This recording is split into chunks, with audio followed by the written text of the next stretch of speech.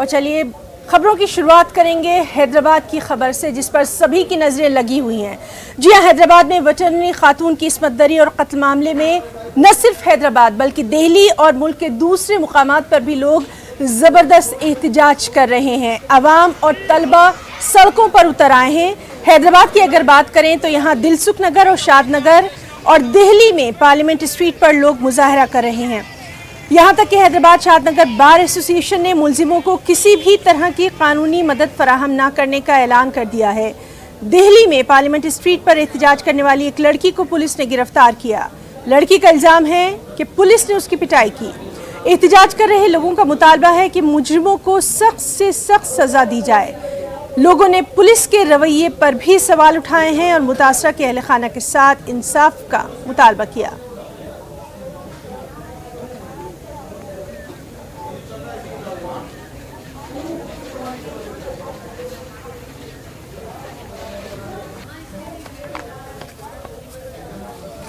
और नाज़रीन, चलिए हम रुख करेंगे, हमारे साथ मौजूद हैं हैदराबाद में हमारे रिपोर्टर संजय तिवारी और दिल्ली में भी हमारे साथ मौजूद है राजीव तिवारी। संजय, सबसे पहले आपसे जानना चाहेंगे, ये मामला काफ़ी संगीन रुख इख्तियार कर गया है, लोगों का गुस्सा है कि सड़कों पर दिखाई दे रहा है, क्या कुछ कहेंगे? सही बात है कि मैं आपको बताऊं कि सुबह से ही जैसे ही लोगों को पता चला कि जो मुलजिम है उनको शादनगर पुलिस स्टेशन में लाया गया है। शादनगर इसलिए क्योंकि घटना जरूर शमशाबाद पुलिस स्टेशन इलाके में रेप और मर्डर हुआ, लेकिन उसकी डेड बॉडी जो है वो शादनगर पुलिस स्टेशन एरिया में ले जाके जलाई गई। तो वहाँ शादनगर पुलिस स्टेशन एरिया में ही एक्यूज को लाया गया और महबूब नगर जिले में ये पड़ता है। तो महबूब नगर के फास्ट ट्रैक कोर्ट में पुलिस चाहती है कि ये केस चले। तो जैसे ही लोगों को पता चला, लोग तमाम भीड़ पुलिस स्टेशन के बाहर सुबह से इकट्ठा शुरू हो गई और इस समय हजारों की तादाद में लोग जो है पुलिस स्टेशन के बाहर मौजूद हैं। लगातार नारेबाजी हो रही है। लोग जो आरोपी हैं उनको फांसी देने या उनका एनकाउंटर करने, इस तरह के नारे लगा रहे हैं। लोगों का गुस्सा जाहिर तौर पर नजर आ रहा है और सिर्फ शादनगर या महबूब नगर की बात ही नहीं, हैदराबाद शहर जो तेलंगाना की राजधानी, यहाँ पर भी कई जगह प्रदर्शन हुए हैं। यहाँ दिलसुख नगर में, कुकटपल्ली में, शमशाबाद में तमाम कॉलेज और स्कूल के स्टूडेंट्स बाहर निकले हैं सड़कों पर और वो अपना विरोध जाहिर करना चाह रहे हैं। उनका कहना है कि जो है इंसाफ होना चाहिए, एक बात, और दूसरी बात की जो लॉ एंड ऑर्डर है, यानी महिलाओं को सड़कों पर निकलने में सुरक्षा महसूस होनी चाहिए। तो ये इस समय की स्थिति है। पुलिस कुछ देर में ही कोर्ट लेके जाएगी एक्यूज को, और लेकिन अभी जिस तरह की स्थिति है पुलिस थोड़ा सा रिस्ट्रेन कर रही है। जी संजय, आपसे लगातार हमारी बातचीत जारी रहेगी। राजीव तिवारी भी हमारे साथ मौजूद हैं। राजीव, हैदराबाद से जो गुस्सा है लोगों का वो दिल्ली की सड़कों पर भी नजर आ रहा है, क्या कुछ अपडेट? बिल्कुल, अगर देखा जाए तो जो हैदराबाद में जो घटना घटी है उसके बाद जो लोगों की नाराजगी है वो दिल्ली में देखने को मिल रही है। जिस तरह से वहाँ पे एक महिला डॉक्टर को जिस तरह से उनके साथ घटना घटी है, जिंदा जलाया गया। राजीव, आपको हमारी आवाज आ रही है? जी बिल्कुल, अगर देखा जाए तो जो हैदराबाद में घटना घटी है महिला डॉक्टर के साथ, उसके बाद पूरी नाराजगी दिल्ली में देखने को मिल रही है। यहाँ पे एक लड़की अनु दुबे जिनका नाम है, वह थाने के बाहर जो है प्रोटेस्ट कर रही थी कि किस तरह से देश भर में रेप की घटनाएं बढ़ गई हैं और खास करके उनका फोकस हैदराबाद में जो महिला डॉक्टर के साथ जो घटना घटी है उस पर था। उसके बाद पार्लियामेंट्री स्थित पुलिस ने उनको यहाँ पे अपनी कस्टडी में ले लिया और अब जो है यहाँ पे जो दिल्ली महिला आयोग की अध्यक्ष है स्वाति मालीवाल, वह पहुंची हुई है। स्वाति मालीवाल उस लड़की से मुलाकात की है अंदर और उसके बाद आकर के जो बाहर उन्होंने बयान दिया है कि लड़की को बहुत पीटा गया है और अब वो मांग कर रहे हैं कि जो अनु दुबे जो लड़की जो विरोध कर रही थी उनका मेडिकल चेकअप कराया जाए कि उनके ऊपर किस तरह से महिला जो कांस्टेबल उनके साथ बर्ताव किए हैं, किस तरह से जो है उनके शरीर पे खरोच आए, निशान आए पीटने के। तो तमाम देखा जाए तो मामला जो है बड़ा हो गया है और प्रोटेस्ट लगातार यहाँ पे पार्लियामेंट स्ट्रीट थाने के बाहर जारी है। लोग न्याय की मांग कर रहे हैं। जी, एक बार फिर से हम रुख करेंगे संजय तिवारी का। संजय, जिस तरह से हमने देखा कि बार एसोसिएशन ने भी ये फैसला किया है कि वो इन लोगों का केस जो है वो नहीं लड़ेंगे, बड़ी बात। बिल्कुल, जो महबूब नगर बार एसोसिएशन है उसने इस तरफा अपनी तरफ से ऐलान किया कि वो जो है इनका केस नहीं लड़ेंगे और एक्यूज की पैरवी नहीं करेंगे। उनका कहना है कि जिस तरह का जघन्य अपराध उन्होंने किया है तो उनको उनकी उनकी तरफ से पैरवी नहीं की जाएगी। लेकिन किसी को भी जो है वो कानूनी मदद लेने का और कानूनी अपना पक्ष रखने के लिए वकील को हायर करने का अधिकार है। तो जाहिर तौर पर अगर ऐसा होता है, महबूब नगर में से कोई वकील नहीं मिलता है, तो कोर्ट जो है वो इसमें ताकीद कर सकता है और किसी को कोई वकील नियुक्त कर सकता है जो उनकी तरफ से पैरवी करे। लेकिन फिलहाल जिस तरह का गुस्सा है उससे जाहिर तौर पर वो तरह तरह से रिफ्लेक्ट हो रहा है। लोग जिस तरह से भी अपना विरोध जाहिर कर पा रहे हैं और वो वकीलों का गुस्सा भी इसी क्रम में देखा जा सकता है। पुलिस की फिलहाल ये कोशिश है कि किस तरह से लॉ एंड ऑर्डर मेंटेन रहे और उनको जो है वो अदालत तक ले जाया जाए।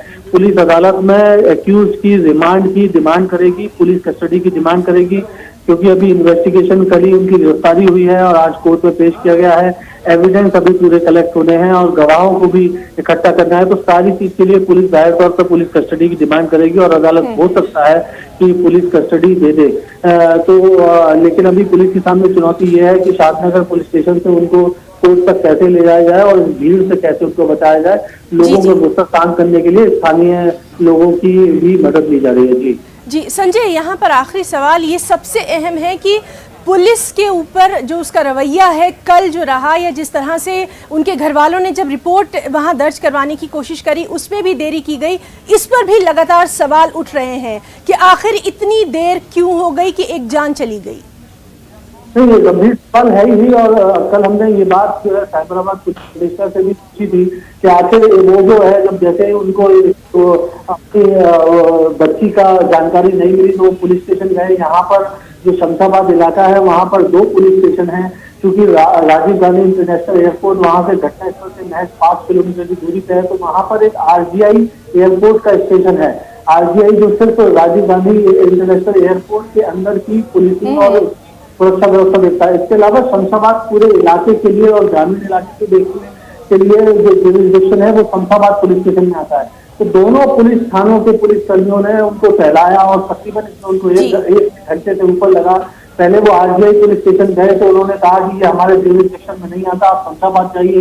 फिर वो शमशाबाद गए तो फिर वहां से उन्होंने कहा कि नहीं हमारे में नहीं आता, आप वापस नहीं जाइए।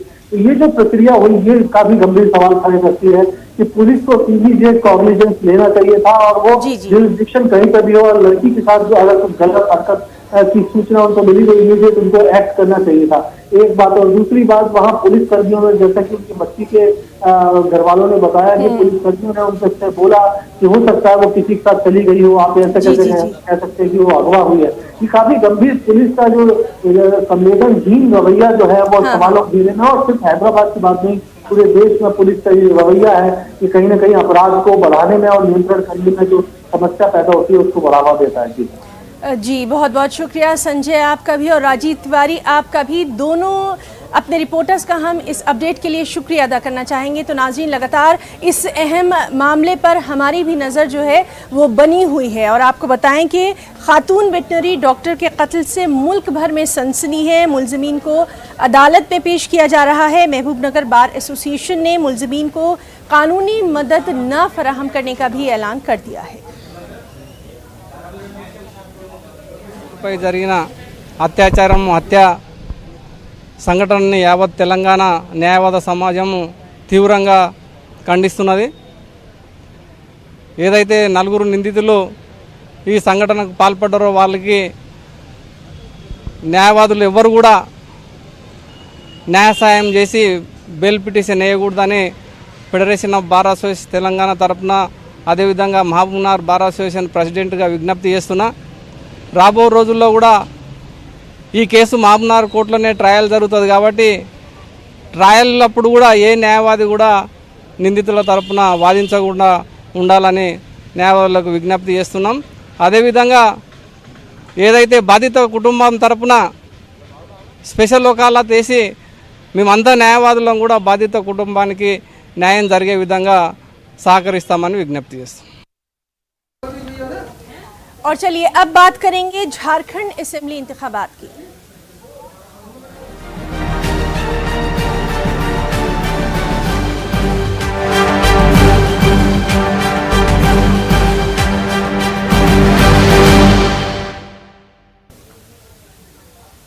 जी हाँ, झारखंड में पहले मरहले के तहत जारी इंतखाबात में अब तक 38.0% वोटिंग दर्ज की गई है। बास पोलिंग स्टेशन से ईवीएम में खराबी की शिकायतें भी लगातार मिल रही हैं। आपको बताएं कि झारखंड में पहले मरहले में नक्सल मुतासरा 6 अजला की 13 सीटों पर आज वोट डाले जा रहे हैं और इस बीच नक्सलियों ने तकरीबी कार्रवाई भी अंजाम दी है और मजीद वहां पर क्या कुछ हालात हैं, इसके लिए सीधे रुख करेंगे हमारे साथी नौशाद आलम का। नौशाद, आपसे इस वक्त तक की तफसीलात चाहेंगे।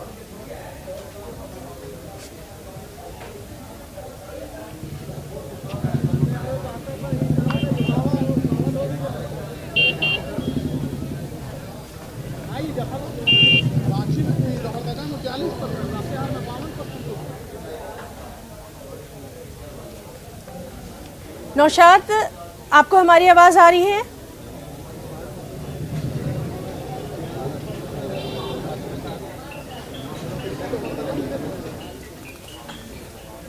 तो नाज़रीन, हम बात करने की कोशिश कर रहे हैं हमारे साथी नौशाद से। आपको बताएं कि चित्रा, गुमला, लोहरदगा, मनिका, लातेहार, पानकी, डाल्टनगंज, विश्रामपुर, छतपुर, हुसैनाबाद, गढ़वा और भावनाथपुर में मजबूरी तौर से 189 उम्मीदवार अपनी किस्मत जो है वो आजमा रहे हैं। 15 खवातीन उम्मीदवार भी हैं और नक्सलियों ने भी तकरीबी कार्रवाई अंजाम दी। गुमला के बिशुनपुर में एक पुल को धमाके से उड़ा दिया गया। इस बीच डाल्टनगंज में बीजेपी और कांग्रेस कारकुनों में झड़प भी देखने में आई है। साथ ही साथ पोलिंग स्टेशन से ईवीएम की खराबी की शिकायतें भी लगातार मौसूल हो रही हैं।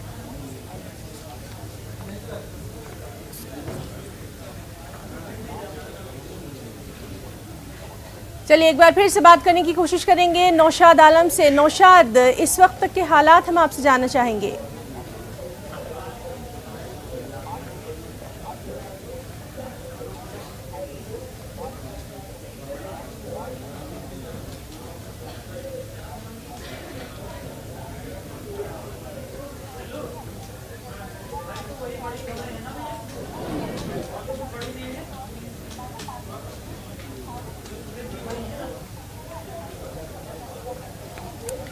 तो झारखंड में पहले मरहले में नक्सल मुतासरा 6 अजला की 13 सीटों पर आज वोट डाले जा रहे हैं। चित्रा, गुमला,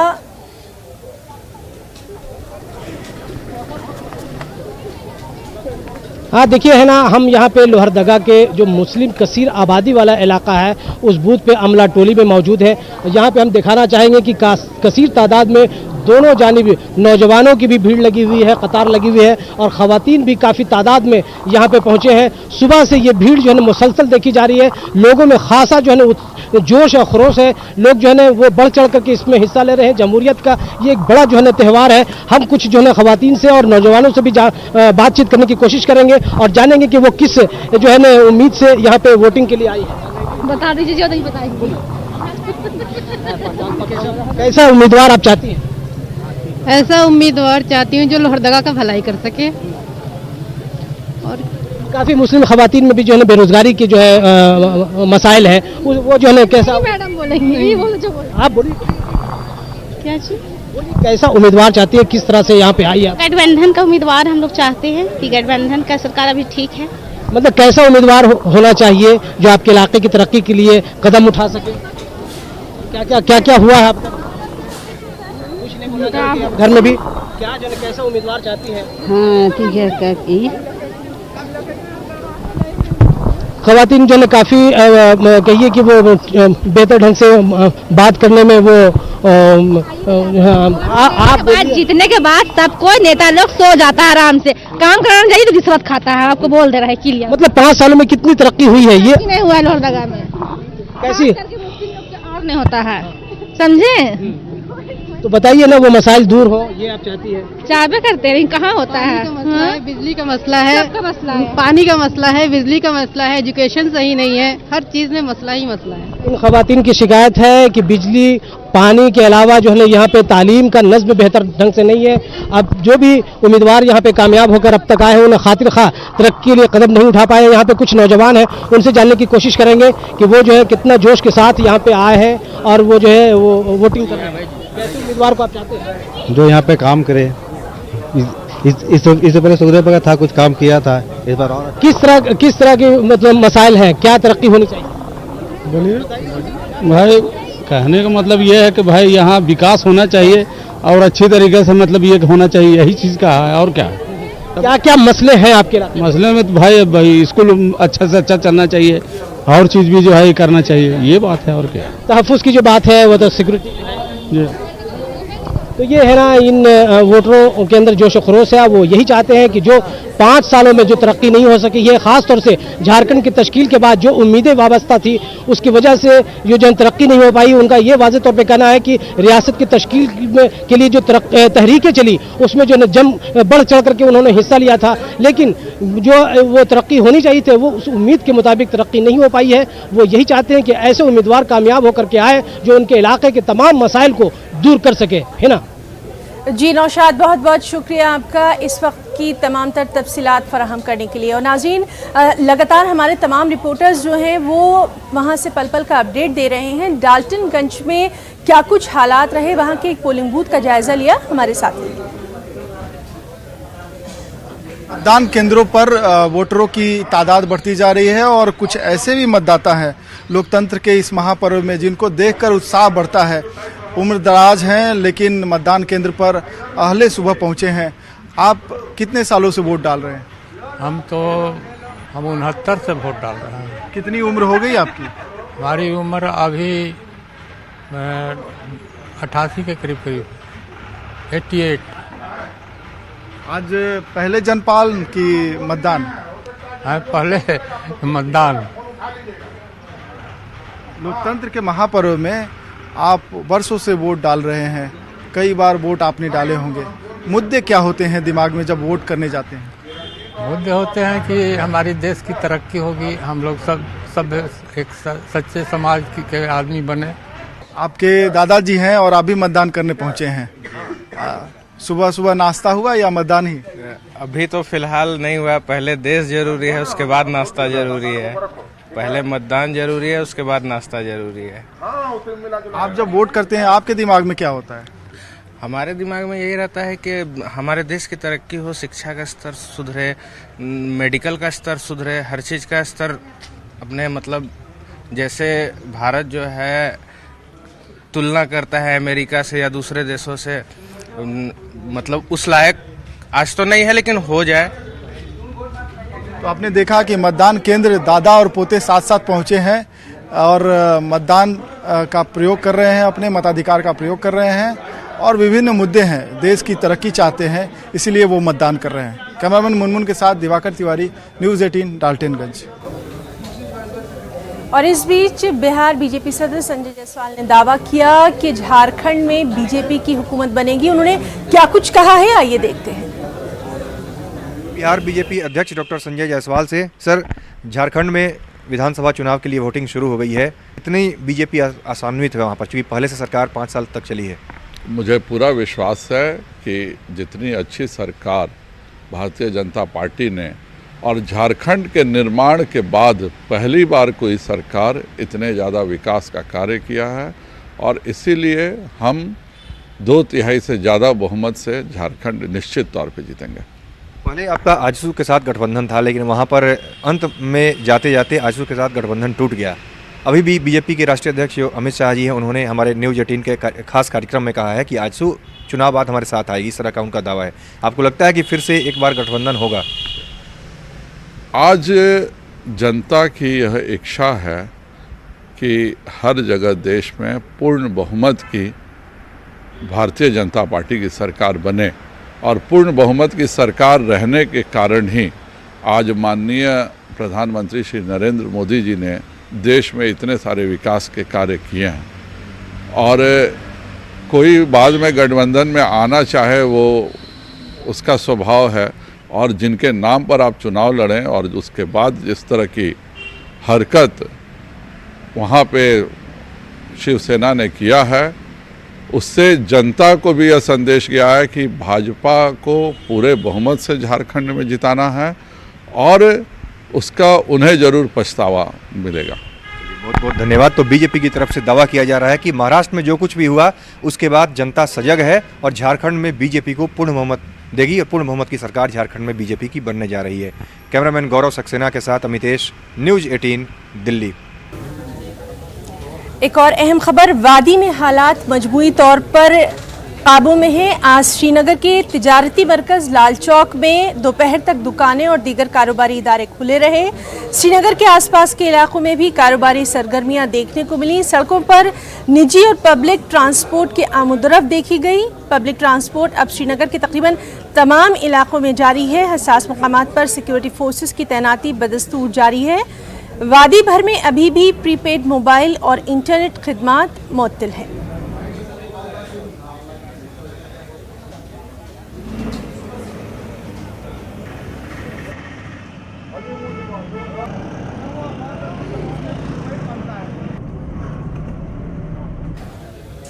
और वहीं शहरियत तरमीमी बिल के मामले पर वज़ीर दाखिला अमित शाह ने दिल्ली में आज एक अहम मीटिंग तलब की। इस मीटिंग में खासतौर पर शुमाल मशरक़ी रियासतों के वज़राए आला, गैर सरकारी और समाजी तंजीमों के लीडरों को भी मदऊ किया गया था। त्रिपुरा, मिजोरम रियासतें शहरियत बिल के दायरे से खुद को अलग रखने का मुतालबा कर रही हैं। अरुणाचल प्रदेश के साबिक़ वज़ीर आला नाबाम तोकी ने बिल की मुखालिफत करते हुए कहा कि अगर मजहब की बुनियाद पर गैर कानूनी बाशिंदों को शहरियत दी गई तो रियासतों में आबादी बढ़ जाएगी।